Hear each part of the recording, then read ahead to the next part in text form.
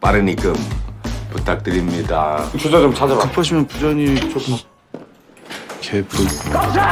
우리 뭐 땅 파서 장사해? 왜 돈을 안? 돈 대신에 담보로 데려온 거야. 사체가 무섭다 진짜. 야, 착해. 오늘 추방이에요. 그건 왜 이러냐? 야!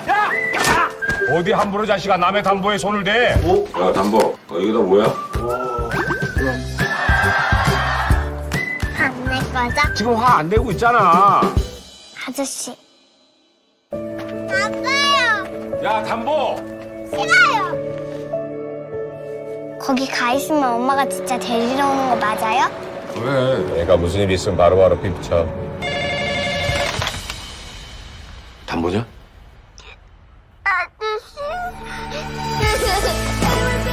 담보. 담보야. 담보냐?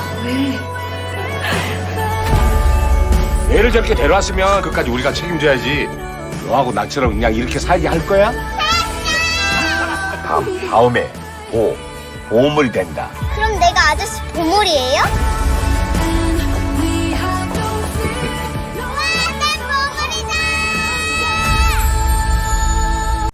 Shalom, annyeong yarabbun. Perkenalkan kami dari kelompok 5, 18 Inki. Ada saya, Siti Arisa, dan teman saya, Elizabeth Brasilia Zega.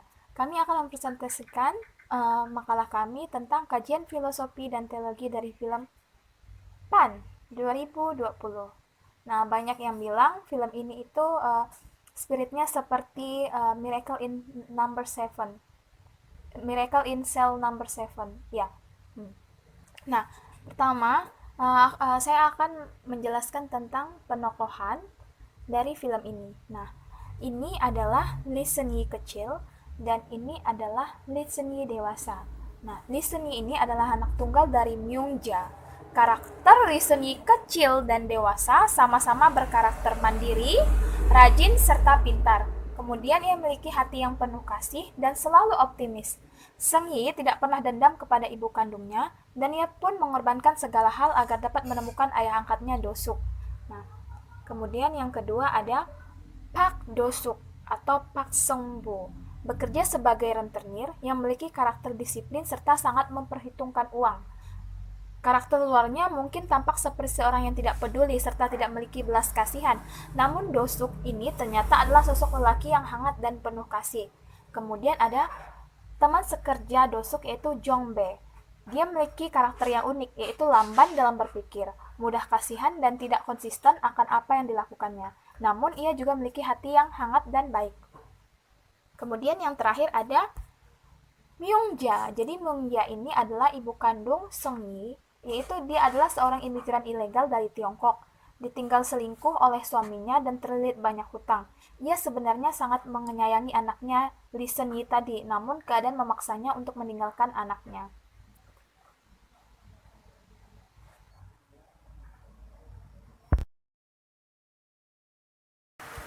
Jadi alur film ini dimulai ketika dua penagih hutang yaitu Do-suk dan Jong-bae menagih hutang kepada Myung-ja. Nah, kesulitan ekonomi membuat Myung-ja tidak bisa membayar hutang, bahkan bunga atau memberikan jaminan kepada Do-suk.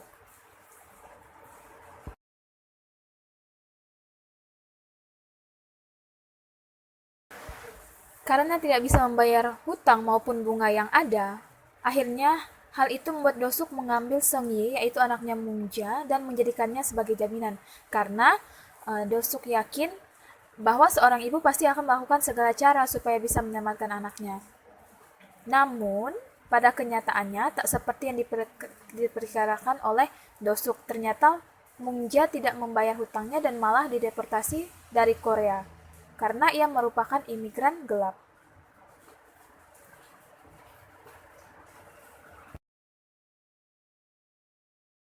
Singkat cerita, di tengah kesulitannya, Myung-ja berusaha agar Seung-gi dapat diadopsi oleh orang yang bercukupan. Akhirnya dia menghubungi pamannya Seung-gi, yaitu keluarga dari ayahnya Seung-gi, agar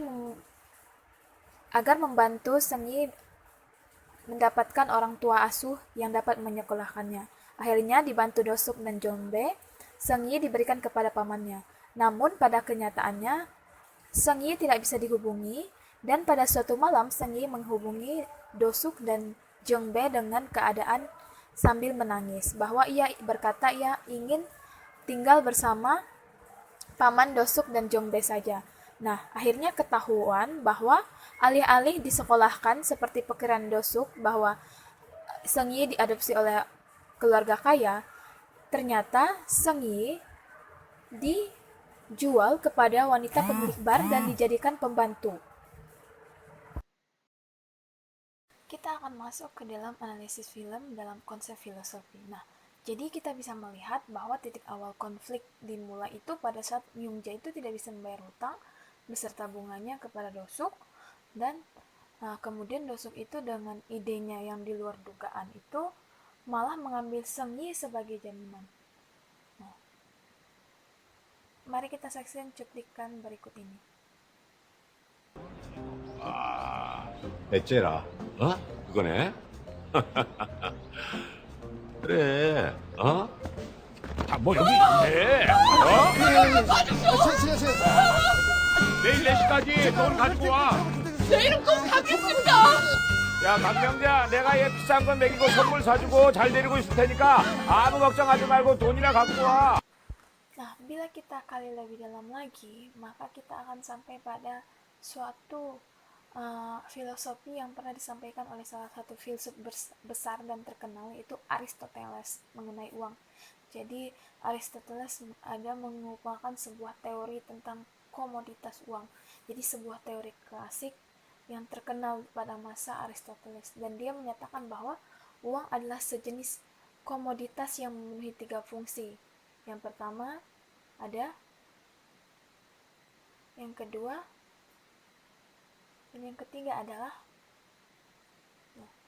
Aristoteles menemukan bahwa uang sebagai ukuran umum dari segala sesuatu dan membuat segala sesuatunya sepadan dan memungkinkan untuk disamakan. Kemudian yang kedua adalah kita bisa melihat pada saat Dosuk mengambil Seunggi sebagai jaminan atas utang Myungja, kita dapat melihat bahwa Dosuk itu memiliki keyakinan setiap utang itu wajib dibayar, bahkan dengan cara apapun. Mari kita perhatikan cuplikan video berikut ini.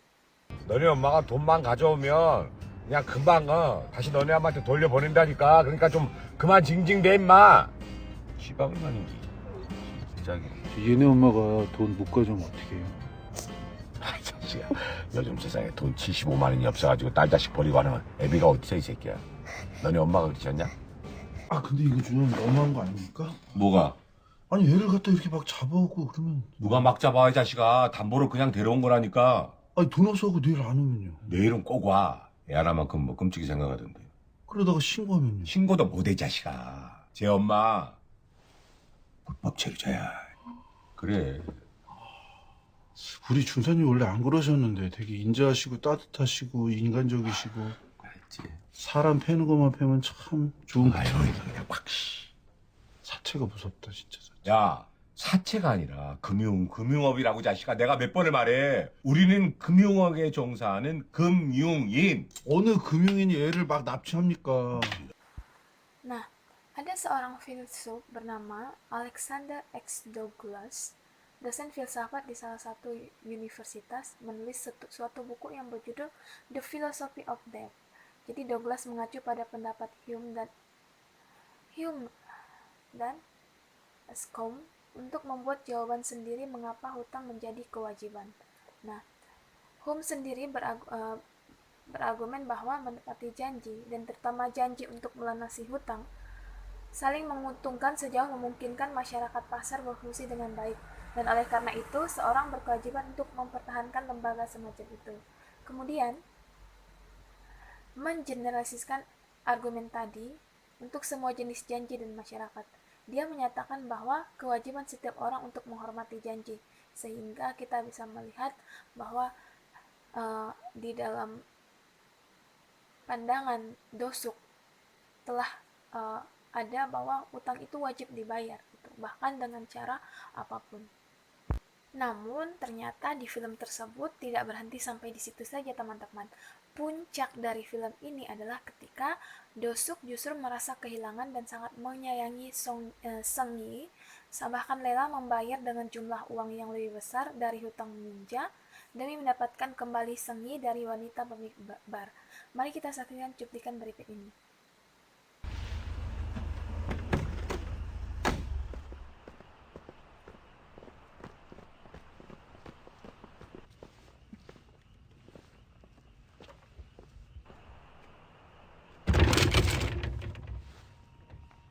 승희야, 승희야, 승희야 나야 저 두석이 아저씨. 승희야 어디 있어? 찾아. 담보야. 담보야.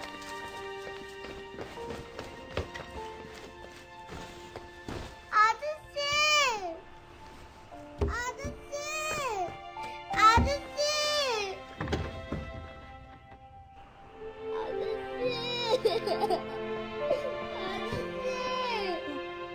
승희야.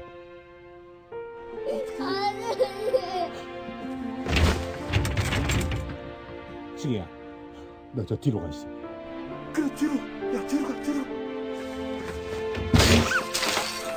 저기 너는 가서 시동 걸어. 개새끼가 돌았나? 500사람을 나타나라! 내가 다쳤으면 너가 병원 들어갔지. 그런 걸 알려줘야지. 여자 얼굴 저게 뭐야? 미친 새끼가 씨. 진짜. 얼마 줬어? 뭐래? 내 데려오는데 얼마 줬냐고? 400. 여기 내 명함에 이 비번이 있어. 여기 계좌로 찍어. 300만 원하고 저 요리가 내가 내붙여 주니까. 받으라고 씨.